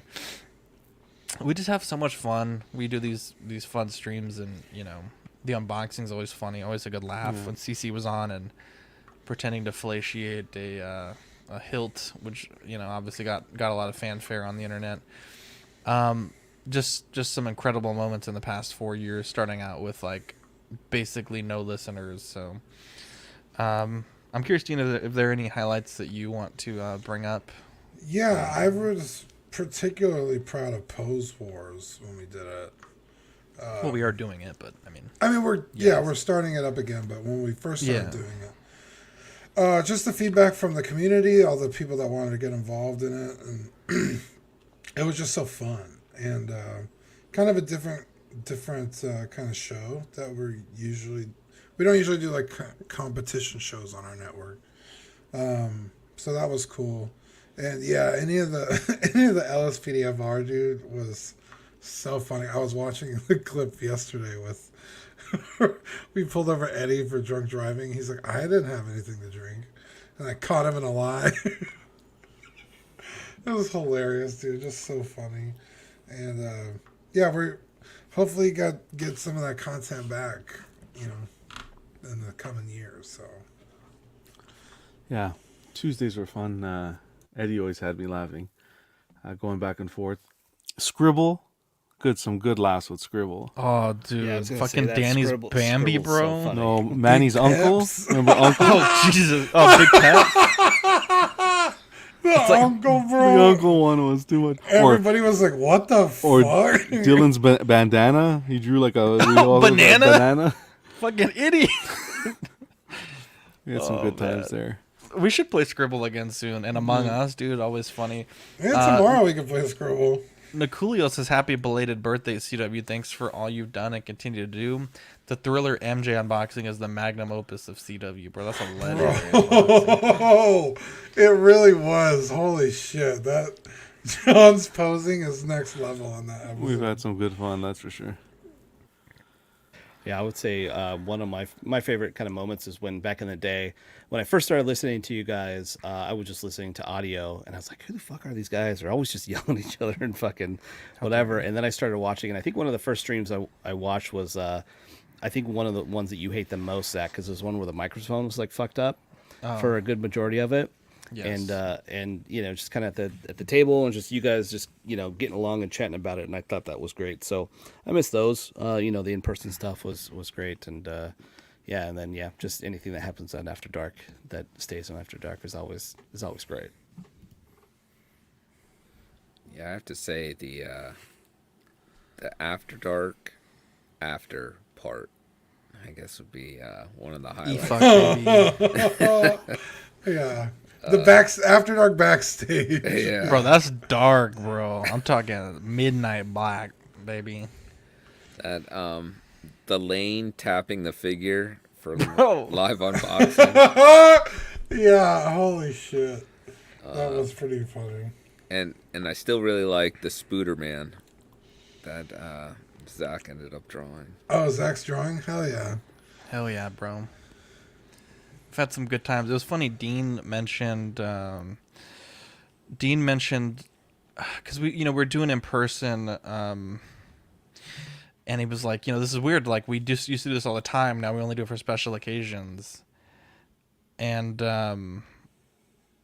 completely right, because it's interesting because everything that we do now is geared towards streaming. So like setting up in person, I was fucking so much shit up, like, gains weren't set right, or like microphones had like wrong settings on them, or like, I mean, and you could tell each stream they started sounding better because like, oh yeah, I forgot to do this thing or turn on this filter, or like make sure this was turned on. It was cool. It was cool, like being in person again, cracking open a cold one with everybody, being on stream, getting to do the hand thing, like fucking talk louder, like put your face in front of the mic, like. But it's funny because back then we had one mic with one cord and one camera, and that's all we needed. And now we have, like, the company is like 16 mics, like 16 cameras, like, backup mics for certain people, like XLR interfaces and cables, and like we got like fucking thousands of dollars worth of stickers that we purchased. Like, it's just crazy that like how things have changed for the better. Paul Schreiber with the super chat here, he says, the tap to focus kills me, dude. One of the most funniest moments in the history of the channel. And Jeff says a buddy once told me that when John did an unboxing, he used a spinning tray from the microwave. Oh boy, that is some classic unboxing shit right there. Jeff, yes. Who's your buddy, Jeff? Tell me, reveal who your buddy is. Oh shit! It's not from the microwave. It's a patio thing. Okay. Fuck. I don't own microwaves. Microwaves are bad for you. A lazy Susan, right? Yeah. It's probably Howard. Jesus Christ. Yeah, so it's just interesting how far things have come. And, we would never imagine, like, when Eddie came to visit us, that was crazy. And then now, like, more people. And I even have people messaging me already, like, yo, like, when are we doing 23? Like, let me know so I can start planning. So it's crazy, the camaraderie that you make and the friends that you meet. And it's just crazy. Yeah. I think what, summer we're gonna start planning 2023. Oh no, we're announcing it like no, we're gonna start planning it in summer, but we'll announce it soon for October, but in the summer we'll start planning the itineraries and stuff. Yeah, right. Yeah, that's what I meant. So thank you. Yeah, but we have an OxCon chat that we did all the planning in for this one, and it was a rough outline, but it was nice to have. I think it was efficient. Yeah. A lot of people were kind of getting annoyed with it, but it was like we stayed on track. We minimized the driving because San Antonio is such a, like, I don't know how big your city is, John, but I mean here you might go 30-40 minutes and like you're still not on the other side of town, so you got to be efficient. You can't be going back to the same place every day. You just ruin gas and stuff like that. So it was fun, and I really look forward to seeing these guys again next year. But our movie of the week, and I just realized I didn't even put the damn summary here, was Beetlejuice. This was voted by the fans. After Barbara and Adam Maitland die in a car accident, they find themselves stuck, haunting their country residents, unable to leave the house when the unbearable Deetsies, almost sounds like Utespies, and teen daughter Lydia buy their home. The Maitlands attempt to scare them away without success. Their efforts attract Beetlejuice, a rambunctious spirit whose help quickly becomes dangerous for the Maitlands and innocent Lydia. I really like this movie. I feel like a long time ago I may have seen it, but I remembered absolutely nothing. And I also didn't realize that Michael Keaton was Beetlejuice. It absolutely blew my mind when I saw the what is it, the title scroll or whatever. What? I didn't know that. I didn't know my that at all. God. I don't know how I didn't know that. This movie was fucking awesome.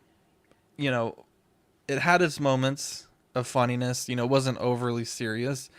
Classic Tim Burton with a lot of the set designs with the sandworms. Love to see that. I loved everything about this movie, and I didn't even know this until right now. But it has a sequel, so I'm very excited to check that out. And this movie won several awards as well. So it's a commercial success. It's a critical success. What are you making the face for? Academy Award for Best Makeup and Hairstyling. There's no sequel. It was rumored. It was rumored to be a sequel. It's been rumored for the past like 30 years. 30 years. Oh, Wikipedia? Okay, I'm sorry. Bone. Jesus Christ. I saw, okay, let me share. It says sequel Beetlejuice 2. It's like, oh, hell yeah, I'm about to watch Beetlejuice 2. My apologies. The more you learn. Don't trust everything on the internet. Abraham Lincoln. I love this movie. I'm so glad that the listeners picked this for us. Yeah, Beetlejuice, Alpha Orionis, 642.5 light years away. It's close to exploding. I'm just kidding. I love it. I love everything about that. Beetlejuice, the movie, what's the fucking spelling? Because on the title, it's Beetlejuice, and then on the tombstone, it's Beetlejuice, like the star. And then the commercial, it's like Beetle, Geuse. Right, that's how the tombstone is spelled. It's like, well, which is it? I did not remember a lot of this movie. I remember it scaring the shit out of me when I was a kid. I also don't remember Alec Baldwin in it. I always remember it being Bill Pullman, the guy who played Lone Star in Spaceballs. He is cheeked up in this movie, bro. Bro, I was like, holy shit, Alec Baldwin is in this movie? Yeah, I'm pretty sure this is where my love for Goth Girl started. Facts. I was rewatching this movie and I was like, oh, that's where it started. Beetlejuice, kind of a dick. It's like he's the title character, but he also like doesn't have a ton of screen time. The movie really follows Alec Baldwin and his wife, and then later on through Winona Ryder. But Beetlejuice is hardly in the movie. It's also not very like kid friendly. He goes to like a strip club. He says fuck, because this is what, PG-13? Mm-hmm. So that's like actually kind of like crazy to hear him say it. And I was like, oh, what the hell? Like, what the fuck? Yeah, nice fucking set, or a nice fucking model. I was like, oh shit, okay. Okay. Very dark, really fucking terrifying. Like when they do like those like crazy faces and with the eyeballs on his fingers, or when she's like hanging in the closet. Bro, yeah, that shocked me. Dude, it scared the shit out of me. And I remember being a kid, like being totally afraid of this movie. Because like everybody was like, oh, it's a family movie. It's for kids. It's really not. This movie is not for kids at all. But it's so fun. It's such a fun movie. This is, I want to say this is Tim Burton's like first real like Tim Burton movie. Because he only did one other thing before this, I think. And it was not Tim Burton-y at all. So for this to like be in his style was like, oh shit, okay, here we go. But yeah, fantastic film. I don't, again, I didn't really remember anything rewatching this, and Beetlejuice is like kind of the bad guy in this movie. And I didn't remember that. It's actually rated PG. Which is fucking PG. crazy. Okay. It's crazy. Yeah, which is even higher than PG-13. Okay. So would that make our show PG then too? Oh yeah, Jesus I said fuck all Christ. the time. PG-13 Not on didn't Wednesdays. exist at the time. That's Oh, okay. look at that, Brenton. There Brenton you with go. the facts. With the Fact check. facts. Yeah, yeah, because I also remember the cartoon and Winona Ryder's character Lydia, I think was her name, and him are like friends in the cartoon, and they go on crazy adventures. So like I kind of associated That's this movie where I with remember that from. with Beetlejuice being like the good guy, and like he really just isn't. He's a fucking dickhead. So that was kind of like a rude awakening rewatching this movie. I was like, oh well, this movie's like not even really about Beetlejuice, other than him being a dick. So it was an interesting rewatch. I really enjoyed it. Fun movie. You'll enjoy it. Yeah, it's great. 7.5 out of 10 on IMDb, 85% Rotten Tomatoes. Only about an hour and a half, which is the sweet spot for a movie. Fantastic length. I grew up with this. Like, this was Halloween time. We'd watch this Nightmare Before Christmas and all that. So I think this is one of Keaton's best works. It's funny. It's crazy to go back and see all these actors and actresses young, like Alec Baldwin. Like, you see Alec Baldwin in the news lately, and then you go back and watch this. It's Fucking like, wow. murder, bro. The scariest part about this movie. Catherine O'Hara from Home Alone. She plays the mother. Crazy to see her young. I just finished watching Schitt's Creek. I don't know if you guys are familiar with that, but to see her from there to coming back to this. Regardless, in regards to the movie, if you haven't watched this is a must-watch. Especially, I don't know, I wouldn't. Come on, we're in 2022. Kids can watch this. Kids are watching much worse by playing Grand Theft Auto on their PS flipping 4s. I mean, you're not wrong. You guys are worried about this? No, I would watch this with the kids. It's a classic. This is an absolute classic. I wish they made movies like this nowadays, and I'd love to see a reboot. Do I dare say it? A reboot and do a not a reboot, but like Beetlejuice #2. I'd love to see that. I was looking into that when Zach said there's a sequel, because I remember there wasn't one, but I looked into it. I guess it's starting to like maybe move forward under like Brad Pitt's production company or something like that. Really? So, yeah, who knows? Yeah, because Keaton's kind of on the way back after Homecoming. So yeah, it's been rumored for years that they were going to do a Beetlejuice 2. So I don't know. Yeah, we'll see. It would be nice. Yeah. Again, like John, this is something I grew up with. I watched this. I can't remember the first time I watched it when I was a kid, but definitely when I was a kid, different time, obviously. But, yeah, one of my favorite Michael Keaton performances. It was definitely when Burton kind of became Burton, he had done Pee-wee's Big Adventure. So before this, that's the one. That's what it was. Thank you. I forgot. But this is when he really took into the more like macabre or gothic, that would lead into kind of Batman and Edward Scissorhands and stuff like that. This is kind of really when it did. Yeah, this is just a classic. I don't know if I would call it horror. It's kind of horror, kind of comedy. I don't know what I would really call the genre, but I think the only thing that really freaked me out when I was a kid was the one that's right there on the poster when she, puts her hand through the back of her head and pulls out her nose and has the eyeballs on her fingers. That definitely freaked me out when I was a kid, but everything else I just thought was great, and I'll definitely agree with Dean. This was my definite, start of my Winona Ryder or aka other gothic girls fetish when I was a kid or now. So, but yeah, definitely if you have not seen this movie, I don't know what hole you've been living in, but definitely go watch it, especially this month. I think you will get a kick out of it. It is very good, very funny, and it still holds up, definitely. So it definitely has not lost a beat. So I think you will enjoy it if you haven't seen it. Yeah, I have to agree with Sean and John. This movie was it's always been a part of my life. I've watched it all the time, all year long. It doesn't matter. If it's on TV, I'll put it on and just enjoy it. And I think this year when I watched it, I finally realized that the hardware store that he goes to in town was actually his store.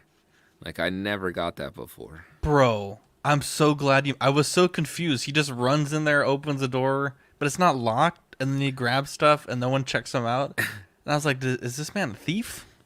I'm so glad. It threw me off in the beginning. I'm so glad you mentioned that. Yeah, so... That made me so happy, Brenton.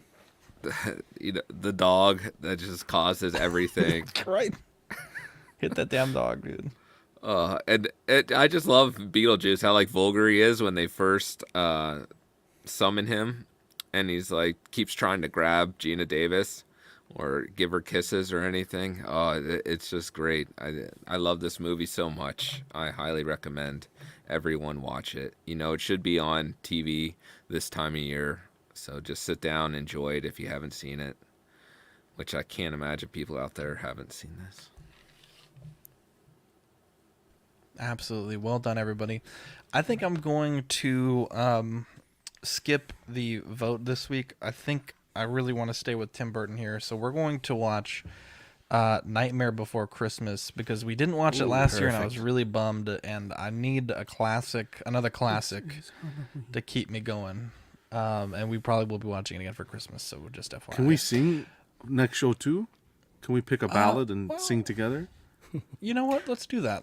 It'll sound like really terrible because it will be unsynced, but I'm down. It's actually kind of funny. We watched that last week with my daughter, and she every night when I put her to sleep, she wants me to sing like "This Is Halloween" or it's the Christmas song Halloween, and all the stuff. Yeah, she's like, sing it. So yeah. When Bibi was, I want to say 3, that was her favorite song, and all year we had to watch just the beginning of the movie. Like, we would stop after the first, 4 minutes. It kind of got really annoying. It's not really annoying, Dean, though, our Patreons. Hell yeah. We want to give a quick shout out to the 3 pillars, as coined by John, the Everyday Collector. Give a quick shout out to Sean Fear, Ian CB, Renee Mendez, Eric Mariscal, Quinn Aguirre, King Louis, Mark Pearson, Paul Schreiber, James Colley, Equan, Chris Valencerina, Ben Thomas, Chris Letty, David Jones, Sam Gist, Daminator, Joao Beretta, Thomas Clark, Sweet Danny Lee, Deanie Martin, Stephen Krett, Big Ol' Fern, King Zach, Caesar Mariquin, Mark Phillips, Lisa Martin Bomoski, Rick DiGregorio, the beautiful, the handsome, the sometimes really pissed off, the Everyday Collector, Ricardo Valdez, Jose Cized, Erwin Azucena, the illustrious Rainer, Alad Morgan, Tukathri Wa, Derek B., Arias Portillo, Pablo Meza, Carlos Saavedra, Matt Clevenger, Seth Tucker, CC3PO, Scott Smith, Don Maton, Jimmy James, Stephen Persha, Sean Usby, Scott Bradley, Stephen Maria Stanley, Eddie Manzanares, Louis Bennett, Chip Perrin, Jimmy Hernandez, Gigi the Judgmental, and Brenton on the panel tonight, Palmer. You love to see it. What a bunch of sweet angels. What a bunch of guys there. Speaking of a bunch of guys, October Patreon benefits, we got the John Does Anybody Work Anymore holographic sticker and the Halloween Dean sticker as a part of Halloween, so stay tuned for that. We are actively working on the November stickers. Should have been called Hollow Dean. Should have been called the Deanman sticker, but yeah, yeah. I love both of these stickers. I think these are going to be classics for the collection, and I think they both came out great.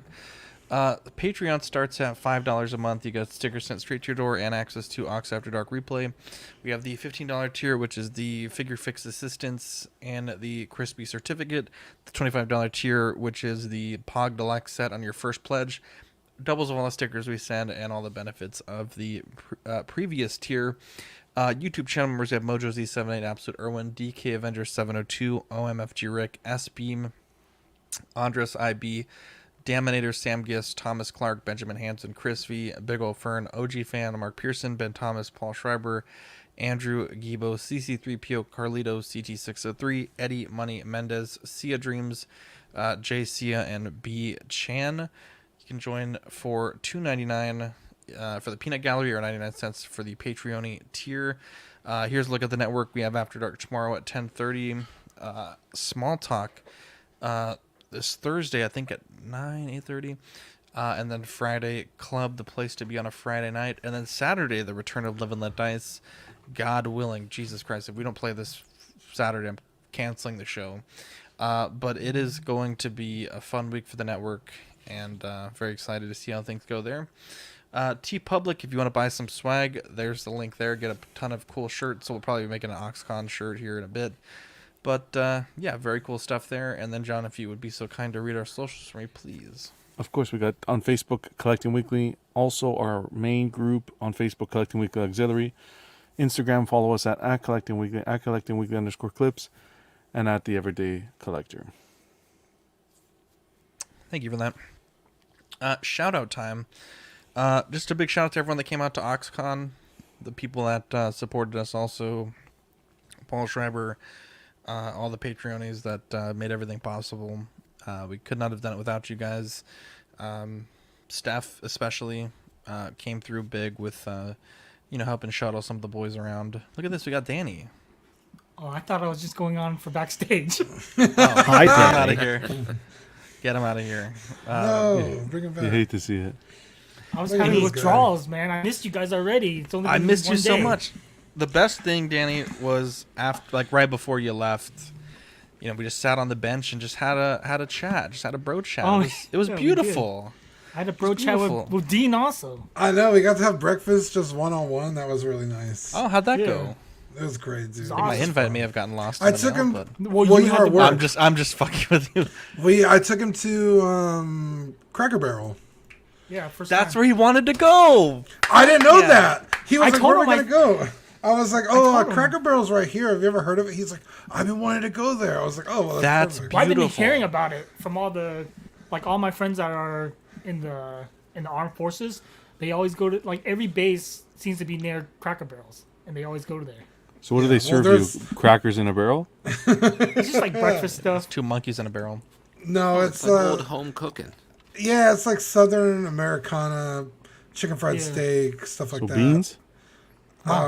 They probably have beans somewhere on the menu, but not that far south. Just the American South.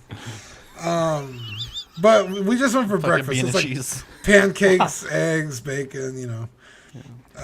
We got the plate with all of the above. So Yeah, the grandma's. Was it good? Nice and it was healthy. really Pretty good. good.